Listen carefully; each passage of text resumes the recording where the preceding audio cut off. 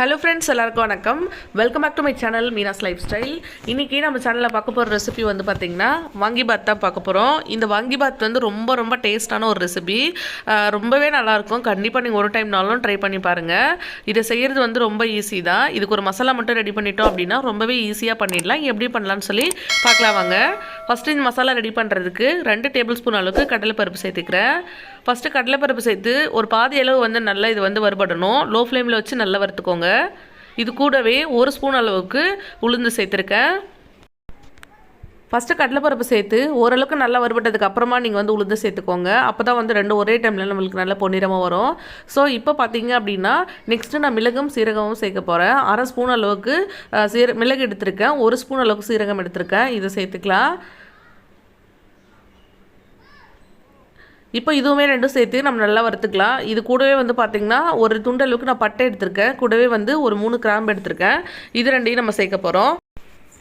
இது கூட பட்டையும் கிராம்பும் சேர்த்து செய்யும் போது அந்த ஃப்ளேவர் வந்து ரொம்ப சூப்பராக இருக்கும். கண்டிப்பாக வந்து மிஸ் பண்ணாமல் சேர்த்து செய்யுங்க.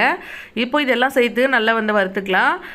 இது வந்து எல்லாமே நல்ல கலர் மாதிரி வரணும். அதே சமயத்தில் வந்து நம்மளுக்கு தீஞ்சு போயிடக்கூடாது. ஸோ நான் கருகிடாமல் வந்து பார்த்து வந்து வறுபட்டதுக்கு அப்புறமா வந்து அடுப்பு ஆஃப் பண்ணிக்கோங்க.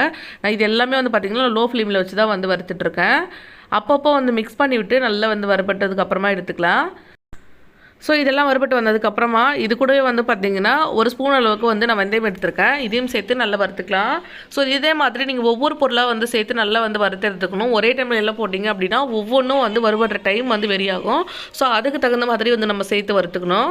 இதே அளவில் சேர்த்திங்க அப்படின்னா இந்த பவுடர் வந்து ரொம்ப சூப்பராக இருக்கும். நீங்கள் ஒரு தடவை ரெடி பண்ணிட்டீங்க அப்படின்னா ஒரு 10 டேஸ் கிட்ட வச்சு கூட நீங்கள் யூஸ் பண்ணிக்கலாம். ஃப்ரிட்ஜில் வச்சுக்கிட்டோம் அப்படின்னா யூஸ் பண்ணிக்கலாம்.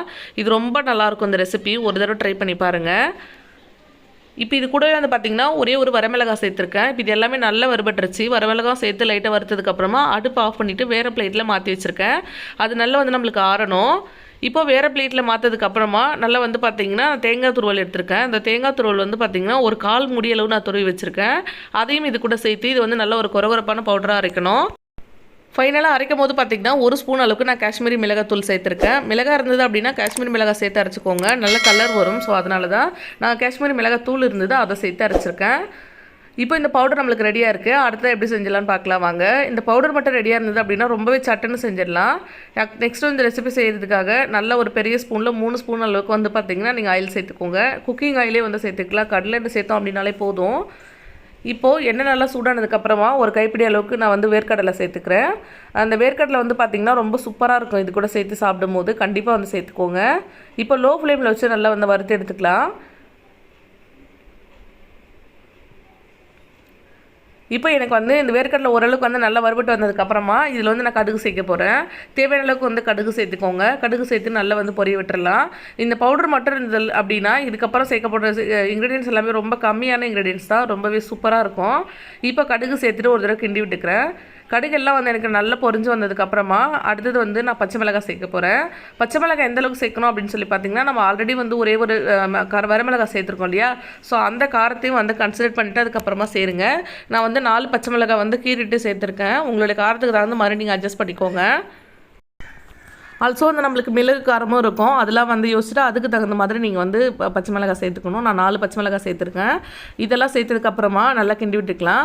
பச்சை மிளகாய் ஓரளவுக்கு வந்து நல்லா வறுபட்டதுக்கப்புறமா நெக்ஸ்ட் நம்ம இதில் என்ன சேர்க்க போகிறோம் அப்படின்னு பார்த்தீங்கன்னா நான் கத்திரிக்காய் வந்து கட் பண்ணி வச்சுருக்கேன். எப்படி கட் பண்ணி வச்சுருக்கேன் அப்படின்னா நீட்டாக வந்து தனித்தனியாக கட் பண்ணி எடுத்துக்கோங்க. நம்ம முழுசாக போடுவோம் இல்லையா, அந்த மாதிரி கட் பண்ணக்கூடாது. தனித்தனியாகவே வந்து கட் பண்ணி எடுத்துக்கோங்க. நீல கத்திரிக்காய் சேர்த்திங்க அப்படின்னு இன்னும் சூப்பராக இருக்கும். இருந்தது அப்படின்னா அதை சேர்த்துக்கோங்க. நானுமே இன்றைக்கி வந்து வயலட் கலர் கத்திரிக்காய் தான் எடுத்திருக்கேன். இது கூடவே வந்து பார்த்திங்கன்னா ஒரு கொத்தளவுக்கு கருவேப்பிலை சேர்த்துருக்கேன். இப்போ கட் பண்ணி வச்சுருக்க கத்திரிக்காய் இது கூட சேர்த்துக்கலாம். இதுக்கெலாம் வந்து முழுசாக போட தேவையில்லை. இந்த மாதிரி நம்ம தனித்தனியாக கட் பண்ணி எடுத்துக்கலாம். இப்போ கத்திரிக்காய் சேர்த்ததுக்கப்புறமா தண்ணி எதுவுமே சேர்க்க தேவையில்லை. இது வந்து லோ ஃப்ளேமில் வச்சுட்டு ஓரளவுக்கு மீடியம் ஃப்ளேமில் வச்சுக்கோங்க. வச்சுட்டு இது நம்ம கிண்டி விட்டு நல்லா வந்து குக் பண்ணிக்கணும். ஒரு 75% வந்து இப்போவே நம்மளுக்கு நல்லா குக் ஆகி வந்துடணும். ஸோ இதுக்கு முன்னாடி வந்து இதில் வேறு எதுவுமே நம்ம சேர்க்கக்கூடாது. இதை நான் அப்படியே வந்து கிண்டி விட்டுட்டே இருக்கேன் கொஞ்ச நேரம். கிட்டத்தட்ட வந்து பார்த்திங்கன்னா ஒரு 5 to 6 மினிட்ஸில் வந்து சூப்பராக நம்மளுக்கு வந்து வெந்துடும். இப்போ பாருங்கள் ஒரு 50% வந்து நல்லா வெந்து வந்திருக்கு. இன்னுமே வந்து கொஞ்சம் நேரம் நல்லா நம்ம வந்து வேக வச்சுக்கலாம். இப்போ பார்த்திங்க அப்படின்னா இன்னுமே வந்து நல்லா குக் ஆகிடுச்சு. இந்த ஸ்டேஜில் 1/2 ஸ்பூன் அளவுக்கு நான் மஞ்சள் தூள் சேர்த்துக்கிறேன்.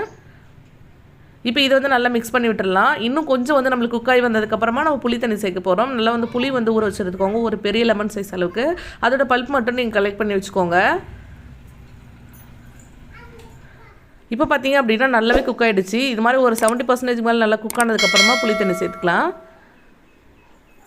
இது மாதிரி கொஞ்சமாக புளி தண்ணி சேர்த்துட்டு தேவையான அளவுக்கு உப்பு சேர்த்து இது வந்து அப்படியே விட்டுருங்க. நல்லா வந்து கொதிக்கணும் நம்மளுக்கு. இதில் வந்து இன்னுமே காய் வந்து நல்லா வெந்துடும். 100% காய் சூப்பராக வெந்ததுக்கப்புறமா தான் நம்ம நெக்ஸ்ட் இன்க்ரீடியன்ட் சேர்க்கணும். இப்போ நான் அதை அப்படியே ஒரு மூடி போட்டு விட்டுற போகிறேன். நல்லா வெந்து வந்ததுக்கப்புறமா நான் உங்களுக்கு காமிக்கிறேன். உப்பு சேர்த்துக்கோங்க இந்த ஸ்டேஜில். அப்பப்போ வந்து கிண்டி விட்டு மறுபடியும் மூடி போட்டுக்கோங்க. இப்போ மூடி போட்டு குக் பண்ணோம் அப்படின்னா ஒரு 2 மினிட்ஸில் சூப்பராக வந்து நம்ம கத்திரிக்காய் நல்லாவே வெந்துருந்துச்சு. இப்போ இது மாதிரி நல்லா வெந்ததுக்கப்புறமா வந்து பார்த்திங்கன்னா நம்ம நெக்ஸ்ட் அந்த பவுடர் ஆட் பண்ண போகிறோம். தண்ணியுமே வந்து பார்த்திங்கன்னா ஆல்மோஸ்ட் எல்லாமே வந்து நல்லா வத்திடுச்சு. இப்போ அந்த பவுடர் ஆட் பண்ணிக்கலாம். நம்ம ஆல்ரெடி ரெடி பண்ணி வச்சுருக்க பவுடர்லேருந்து ஒரு பெரிய ஸ்பூனில் 4 ஸ்பூன் அளவுக்கு நான் சேர்த்துக்கிறேன். அந்தளவுக்கு கணக்கு வச்சு நீங்கள் சேர்த்துக்கோங்க. இப்போ அந்த பவுடர் சேர்த்துட்டோம் அப்படின்னா இந்த ரிமைனிங் மீதி இருக்க பவுடர் வந்து பார்த்திங்கன்னா ஒரு பாக்ஸில் போட்டு ஃப்ரிட்ஜில் வச்சுக்கோங்க. கிட்டத்தட்ட வந்து பார்த்திங்கன்னா இந்த 1 வீக் வரைக்கும் வச்சு நம்ம வச்சு யூஸ் பண்ணிக்கலாம். மறுபடியும் ரெடி பண்ணும்போது இந்த பவுடர் இருந்தது அப்படின்னா ரொம்ப ஈஸியாக ரெடி பண்ணிடலாம். ரொம்ப டேஸ்ட்டாக இருந்தது. கண்டிப்பாக ஒரு தடவை ட்ரை பண்ணி பாருங்கள். இப்போ தேவையான அளவுக்கு இந்த பவுடர் சேர்த்ததுக்கப்புறமா நான் ரைஸ் சேர்க்க போகிறேன். ஆல்ரெடி வந்து நல்லா குக் பண்ணி ரைஸ் வந்து வடித்து வச்சுருக்கேன். அதை வந்து இதில் சேர்த்துக்கலாம். ரைஸ் வந்து குழையாமல் இருக்கிறதுக்கு நல்லா ஆறுனதுக்கப்புறமா வந்து இதில் சேர்த்துக்கோங்க. சேர்த்துட்டு இது வந்து நல்லா மிக்ஸ் பண்ணி விட்டுறலாம். இப்போ நல்லா நான் ஆறின ரைஸ் வந்து சேர்த்ததுக்கு அப்புறமா இது வந்து நல்லா மிக்ஸ் பண்ணிக்க போகிறேன். இந்த ஸ்டேஜில் வந்து உப்பு தேவைப்பட்டது அப்படின்னா செக் பண்ணிவிட்டு நீங்கள் சேர்த்துக்கலாம். சாதம் நல்லா உடைக்காமல் கொஞ்சம் வந்து ஸ்லோவாக வந்து இதை கிண்டி எடுத்துக்கோங்க. அதே மாதிரி நம்ம எந்த அளவுக்கு வந்து இந்த தொக்கு செஞ்சுருக்கோமோ அதுக்கு தகுந்த மாதிரி ரைஸ் சேர்த்து கிண்டிக்கோங்க. அப்போ தான் வந்து நம்மளுக்கு கரெக்டாக இருக்கும். இது வந்து ரொம்ப டிஃப்ரெண்ட்டான டேஸ்ட்டில் ரொம்பவே சூப்பராக இருக்கும். கண்டிப்பாக வந்து ட்ரை பண்ணி பாருங்கள். வெங்காயம் தக்காளி இல்லை அப்படின்ற டைமில் இது வந்து ட்ரை பண்ணலாம். கத்திரிக்காய் மட்டும் இருந்தால் ட்ரை பண்ணி பாருங்கள். அடுத்து வந்து பார்த்திங்கன்னா நல்லா நறுக்குன மல்லி நிறைய சேர்த்துருக்கேன். இது கூடவே வந்து நெய் உருக்கி சேர்த்துக்கிறேன். நெய் வந்து உருக்கி சேர்க்கணும் அப்படின்னு அவசியம் இல்லை. சாதம் வந்து சூடாக தான் இருக்கும். சேர்த்தோம் அப்படின்னா இதுவாகிடும்.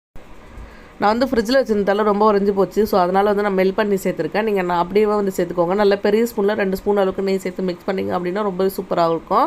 ஃபைனலாக வந்து இந்த மல்லி சேர்த்து மல்லி கூட வந்து நீங்கள் இந்த மாதிரி நெய் சேர்த்திங்க அப்படின்னா இதோட டேஸ்ட்டு ரொம்ப நல்லாயிருக்கும்.